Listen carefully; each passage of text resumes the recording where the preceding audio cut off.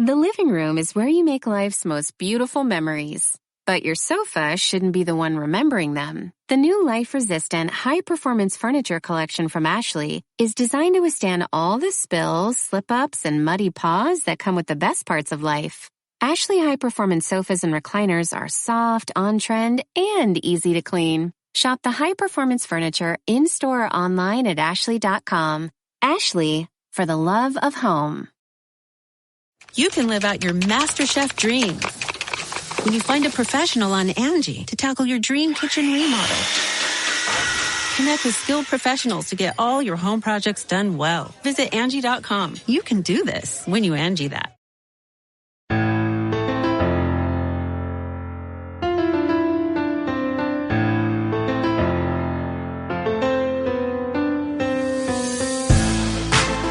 Like I said, I'm listening to you as a teenager, and you hear nothing but hit plus hit plus hit, and then trying to figure out what happened after. You guys dropped 2 albums and then Greatest Hits album. Mm-hmm. What happened to the group after the Greatest Hits album dropped? After the Greatest Hits album dropped, see, all right, so everybody stopped waving at me. All right. Okay, so after the Greatest Hits album drop, before the Greatest Hits album drop, I think that everything that works for Jazzy Jeff and the Fresh Prince will not work for every other artist on that label. They had a certain crossover appeal that we didn't have. Mm. At the time, Will was doing, he's doing television and movies and all this stuff. So of course, his fan base is going to be crazy. But what you tried for Will can't work for the Fu-Schnickens or any other act. So for me, I got to the point where Nervous Breakdown was one of the most creative albums for me, because I had to really sit there. There's a lot of behind the scenes stuff that no one really spoke about, but there was a lot of work put into that album. That album was supposed to be a solo album. Supposed to be my solo album. But I figured at that time we didn't peak the way in which we were supposed to. So coming off of What's Up Doc to do a solo album would have been perfect for me. But, Living Purpose at the time, coming off of What's Up Doc and doing a second album made so much sense. So you're peaking with What's Up Doc and everybody's going crazy, and then we drop Breakdown, and that just murdered everything. Where everybody was like, where are these guys really from? Because that really showed the creative side of the group. Now, no one is really trying to say that they're, the Fu-Schnickens are from East Flatbush, Brooklyn, when you do a record like Breakdown. Mm-hmm. That sound like a total West Coast record or Midwest, but they're just like, well, these guys did a record like this and it worked. So now everybody's like, well, we can't be pigeonholed to a sound. You can't be pigeonholed to the New York sound, because these guys are not pigeonholed to anything. They dropped a reggae song. They dropped a straight up hip hop song with Tribe. They just dropped a Midwest song, with Eric Sermon, and it put us in position to do what we wanted to do at the time. And I think at that point in time, Jive was like, what do we do with them now? And for me, when you get to that point, it's time to it's kind of scary, because I'm not doing anything out of the norm for me. Right. I'm not wearing anything weird. I'm not, pairing up with MCs that you would most likely hear me pair up with. I'm not doing that. So I rather bow out gracefully. And I think that I started recording a couple of songs at the time, and then I stopped. I stopped right after that, and those songs they used for the Greatest Hits, which was Original Rude Boy and some other stuff like that, and the response was crazy all around the world about doing a reggae album. I just never done one, but other than that, that's how the Greatest Hits started, and that's how we actually got out of our contract with Jive, was actually just giving them those records. Is that three contract? Three album. Done. Got it. So when did you start? You mentioned Nervous Breakdown being the solo album, but when did you start thinking solo? But why did you start thinking solo? I wasn't thinking solo. Jive was thinking solo. For you? Yes, because everybody was like, because they started seeing everybody mimic. And they started seeing certain groups mimicked after the Fu-Schnickens. You had one guy that could do a little reggae. You had one guy that wrote, two other guys. And there's a ton of groups that I could mention, with that whole situation. But I always wanted to do a solo album, because there's so many dimensions to myself that no one knows. But then when people hear certain records, they're like, well, why haven't you done a solo album? I haven't done a solo album back then because I was more so thinking of the group and the history.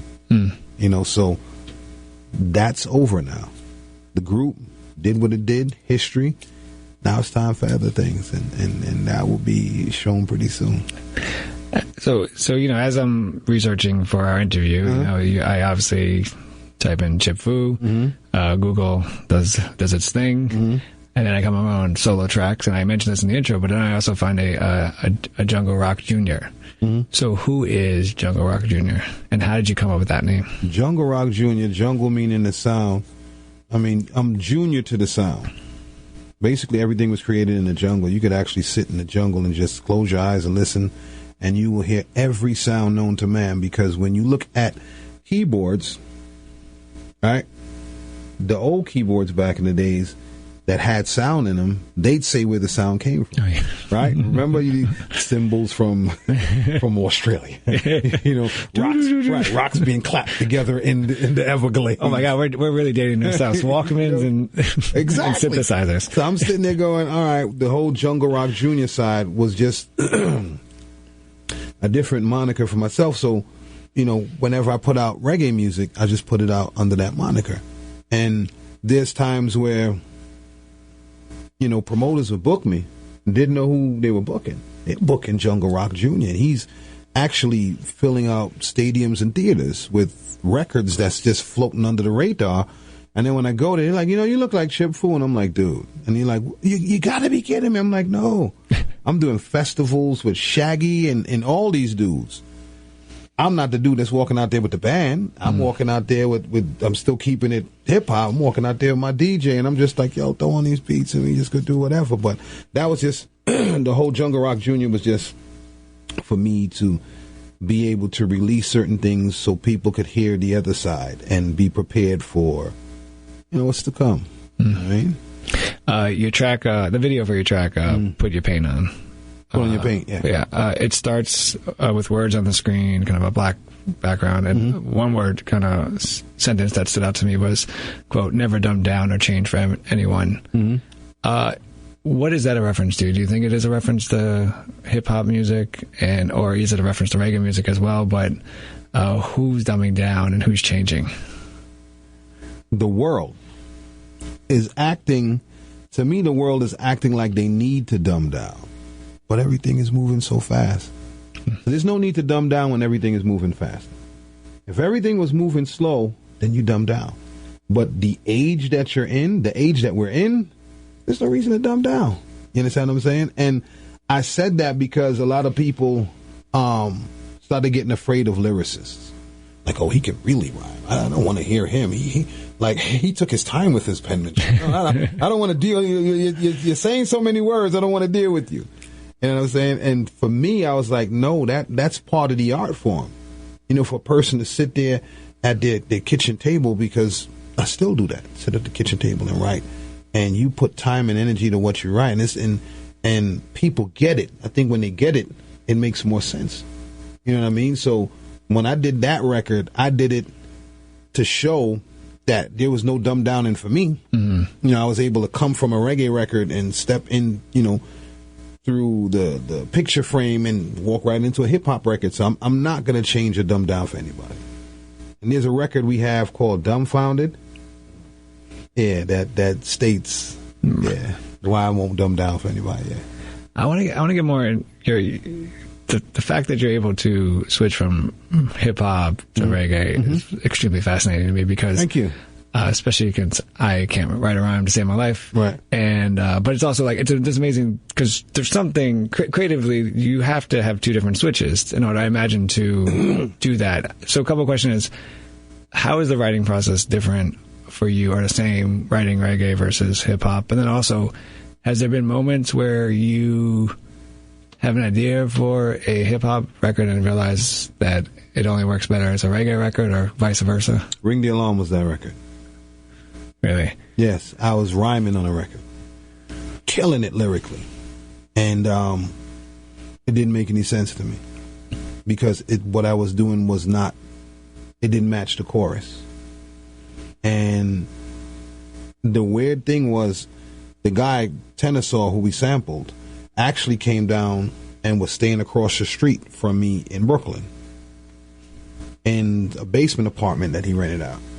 And I actually sampled his record because he was there. And I went back. The original track was Going Way Back by Just Ice. That was the drum track for Ring the Alarm before it changed. So I wrote it with the intent to just kill it with just rhymes, but then I was like, no, let me go back. And then that's what came out, Ring the Alarm. I don't want to say more about what, ringing the alarm, right. Just letting people know that we're here. I think the writing process for me when doing reggae records is more emotional because that's me. That's the island side of me. When I think about that, I resonate more with family when doing reggae records because of what used to go on in the household. You know what I'm saying? And if there's a certain line that I say that everybody can remember, they're like, I remember that line. You know what I mean? I think rhyming for me is the crossword puzzle. One of the most incredible crossword puzzles you could ever do. And I don't think anybody could do a crossword puzzle like me. You know what I mean? When it comes to me and my cadence and how I put songs together. You can't do it. You know what I mean? So to be able to balance the both of them, I think that some people say gift and curse. I just want to just say that it's the gift because I could never get tired of writing, and I don't get writer's block because I could borrow from anyone. All right. If I'm stuck here, I'm like, let me write it and say it this way, or I never, and I shall never get writer's block. You know what I mean? But I think that the one person who brought that to my attention was Jamal Ski, and I have to give him props. It was a Wetlands, an old club in the village called Wetlands. Yeah. They had a competition there, and Jamal Ski was there, and Jamal Ski was like, well, listen, here's what we're gonna do. We're gonna do one competition for hip hop and one competition for reggae, and I was the only person that signed for both. So he was like, "What are you doing?" I was like, "Yo, I want to do both." So he was like, "All right." So I went on the hip hop side, destroyed it. So then now I'm going on the other side for the reggae, and they threw on a reggae beat, and I started singing, and it was like, "This is odd." And then Jamal Ski comes out and cuts it off and was like, "Yo, you're the first person I met that could do something like this." He was like, "You got to understand you have a gift." And in every club I did that. And I started gaining, momentum behind the fact that, you could throw on anything and this kid is he's gonna rip it. You know what I mean? So that's how that worked out for me. And I love the fact that I can hear a regular beat and hear reggae elements in in a regular hip hop beat that no one would hear. So so when I write something like that to that beat, they're like, yeah, I wouldn't have heard that. You're right. I didn't hear those elements in it. I'm like, well, you're not hearing what I'm hearing. You get what I'm saying? So yeah. I want to turn to May 27th, 1994. Okay. Fu-Schnickens takes part in a huge performance, the last Arsenio Hall show. Mm-hmm. MC Lyte's there, Naughty by Nature, Wu-Tang, Das Effects, Tribe. What was that performance like? But also for people that don't really understand, I think the importance Arsenio Hall was to hip hop. Can you talk about that a little bit? Hip hop never was on television because everybody was afraid of the messages that hip hop would give. Even if you had a positive song, people were just like, you cannot put that on late night television. Late night TV was supposed to be for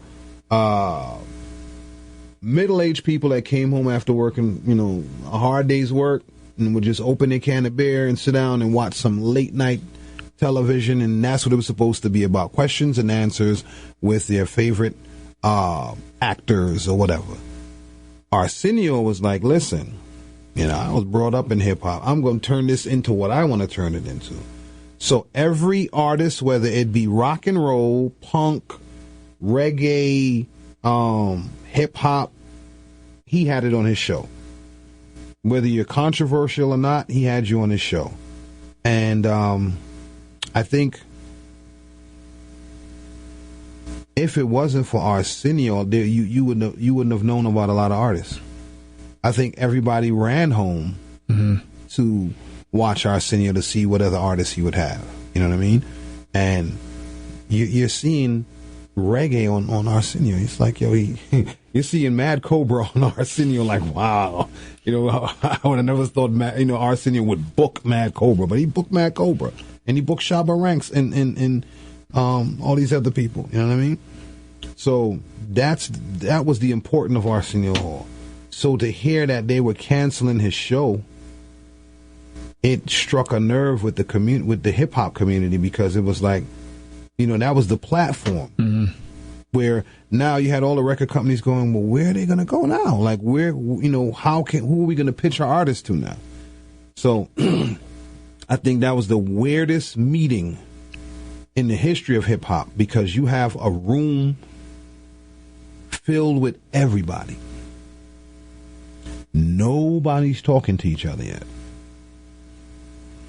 I remember coming out of my hotel room, and I'm seeing everybody and their mama, but no one is talking, because everybody was in that headspace like, this is the last performance on Arsenio Hall. So we went into practice space. They had this huge practice space for us. And I walked in, and, you got Wu-Tang over here. You got Naughty by Nature over here. And it was real quiet. And then you see Pete Rock over there. And as soon as he pressed play, everybody started looking at each other. And we put the show together. And everybody left the egos at the door about who's going to go first, who's going to go second. We put that whole show together. And that was all practice. How much practice? All practice. How you saw it is how we practiced it. And how it came out is how we expected it to come out. The only thing that we didn't practice was the Mad Lion part, which was one of the most incredible parts in it, because KRS-One came out and freestyled his verse, and then brought Mad Lion out to top everything off, which made it even, which took it to another place. You know what I mean? So I think that was one of the most creative days in hip hop, because you could have had MCs arguing, let me go first. Like, your record ain't even really moving. All that could have been said. That was all left at the door. And it was more so about being a part of history. Like, I don't even think there'll be anything as historical as that event. Right. And I think that someone needs to do a documentary about that event, because there's so many stories that could be told about that day because of all the groups that were there. Right. First and foremost, there's a lot of people that's no longer with us. You have Old Dirty Bastard, you have Guru, and you have Phife. They're no longer here with us. Everybody else is still here. So there's so many stories from so many parts that people could talk about that last Arsenio Hall show. I remember sitting down, and half of the artists filled up the entire front bleachers at the show. There was that many artists there. There was so many artists there that didn't even get on the song, but was just there just to show their respects. Was the appreciation, do you think the appreciation for what was happening, do you think it was immediate, or? Oh, it was super immediate, because people kept talking about that show. And when Arsenio Hall came back to late night TV, everybody was petitioning for him to start the show with everybody that did that performance for him. Like, yo, you know what I'm going to do? I'm going to start my show like this. Right. And bring everybody back. And it would have made so much sense to start it like that and then talk about who's here and who's not here. You know what I mean? But that was a great day for hip-hop. A great day for hip-hop. You know what I mean? A great day. Because it, you know, and to be a part of that, it just lets me know how much of an impact, you know, we had when it came to the culture at that time, because he was like, yeah, I only want the hottest people. And he spoke to Queen Latifah and was like, I want the Fu-Schnickens, I want so-and-so. And just to be on that lineup, and then you're seeing the list, and I'm like, and then you have to pick one person from your group. Right? I was the only person that rhymed from my group. So for me, that was like, yo, you put a stamp on the culture, and that was, you know, that's history. That's history in the making right there. That's it. You mentioned music, that it sounds like you have music in the works. Why do you keep, what keeps you going? What keeps you wanting to be a part of the culture, wanting to rhyme, wanting to do reggae? What keeps me a part of the culture? For me, it's the fact that I don't think that people have heard everything yet. It's the fact that I don't think there's so many things that can be said and done that no one even thought about doing yet. And I think for me, how I think I can do all those things. And that's why I continuously record. And even when it comes to the reggae side, I'm like, well, you guys really don't even know yet. You know, and even when I sit amongst my friends, new friends, my old friends would tell my new friends, dude, you don't even really know, you know, the type of stuff that this guy can do because of how I move. But I think nowadays it's a difference because, you know, now I'm not afraid to showcase certain things when it comes to music, and the music is coming quicker, you know what I mean? And I had a nice hiatus, you know, after my mom passed, you know, and it put me in a different headspace, man, a different headspace. But to finally be out of that headspace, and I finally got to the point where you got to stop thinking about her passing and her pain and think about her peace, which makes more sense to me. Yeah. So now that she's at peace, I just need to just destroy everything.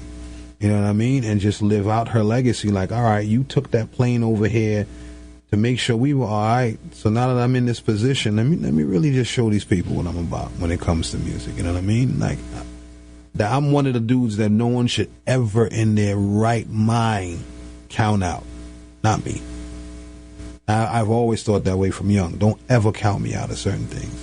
I don't care how much rhyme. I don't care how much people respect you on whatever rhyme level. That's one thing I don't ever want anybody to do.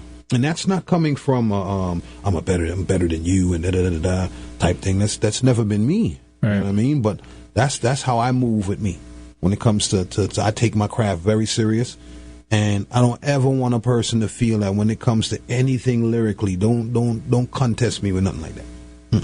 It ain't gonna be a good day for nobody. But if it's just about music and continuously putting out music, I think that other artists coming up, they look for their muse or whatever. And I always want to be that positive image when moving forward. And, you know, there's artists that come up to me and be like, yo, man, I learned this from you, this and that. Yeah, and it's a beautiful thing.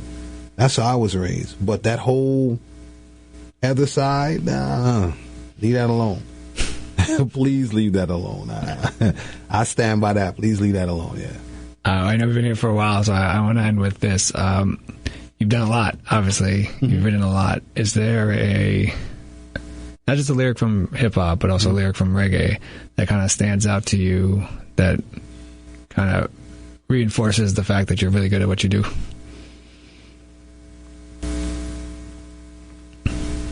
Lyrical concoctions atop a concoct them. Competitors atop the top them, or stand atop them, with 1 foot on top them. That says so much to me. You know? Never ponder a pun when I'm punning. Never ponder a pun when I'm punning, like Big Pun, I'm a punish it numb. No one else is doing that. No one else is sitting down there understanding how to to dissect words into pieces like that. So for me, there's thousands of those things that I have in my books that I know that if it's said, it'll make people really think about going back to their penmanship or their pen game. Like, people don't think like that. Anytime I dumb down at my level, the dumb down will leave you dumbfounded. Come on. They're not thinking like, they're thinking like, but me, I'm sitting there saying, once I say this, I don't care where I'm at. When I say anything that I'm writing, once I say it, it has to put you in position to be like, yo, I didn't think about that. I don't want to say something and it was already said. That's bothersome to me. Like when I hear certain lines that other people, like so-and-so, I'm like, everybody heard that already. Right. I want that when I say what I say, you're stuck. Like, yo, I didn't even think about putting those words together. So for me, those type of lines will always be endless when it comes to lyrics for me, because that's something I don't play with. I got a song called Lyrics is my hobby and favorite subject. When that comes, yeah. I just can't wait for the new material. That's all I'm saying. I'm gonna end it on that. Yeah. It's funny when I got to see the MTV Raps at the Barclays, and when you came on and rhymed, I was like, I gotta reach out to him and try to get an interview with him. Okay. And kind of was blown away. I mean, because I never got to see you guys live, so I was just like, wow, he's still doing this, and he's better than most people out there. It was just and the reaction from the crowd was incredible to watch. Right. I had the upper, cheaper seats, so I think for me, that show did a lot for me. One is it was the ending and the beginning, meaning the ending of old and the beginning of new for me at that point in time. And just watching the crowd, the reaction and everything, it made me understand it's you. And I was just like, all right, cool. And I took that from that show. That's awesome. That's great. You know what I'm saying? I took that from that show, like, it's you. I don't care where we put you or whatever, and you didn't even have enough time, but it's you. And I was just like, thank God for that. And I was super appreciative of having the opportunity. Now, behind the scenes, everybody didn't know what was going on, but my thing is understand. Like I put that in, was actually understanding, because it's more so it's the domino effect. You have to always say to yourself, what did you get out of the situation? And what I got out of that situation was, it's you. That's what I got out of that situation. Yeah, that's it. Legendary Chip Fu. It's been legendary. That's dope. I still got some more legendary things to do. I'm very super excited for the new stuff that's coming out. Yes. It's a great honor to have you on the show. Thank you for having me. I don't normally do interviews. I wanted to do this interview. I appreciate that. I seen what you're doing, for the culture. Now it's just like, that's one interview I'm going to do. Thank you so much, man. Thank you. Thank you for being on the show. No problem. Thanks for having me.